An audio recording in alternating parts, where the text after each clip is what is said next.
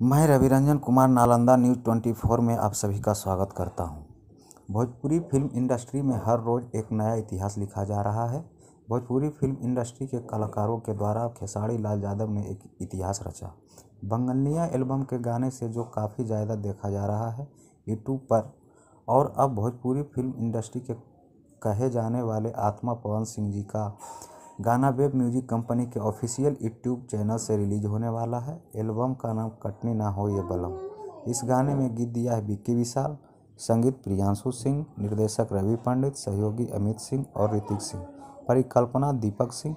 अब देखना यह है कि भोजपुरी फिल्म इंडस्ट्री के आत्मा कहे जाने वाले पवन सिंह जी का गाना एक दिन में 6 मिलियन व्यूज़ मिलता है या नहीं।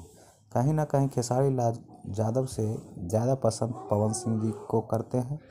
खेसारी लाल यादव के गाने का रिकॉर्ड तोड़ पाते हैं या नहीं, ये देखने वाली बात होगी। आप सभी इस गाने को एक बार ज़रूर सुनें। पवन सिंह फैंस एक नया रिकॉर्ड बनाने की कोशिश कर रहे हैं।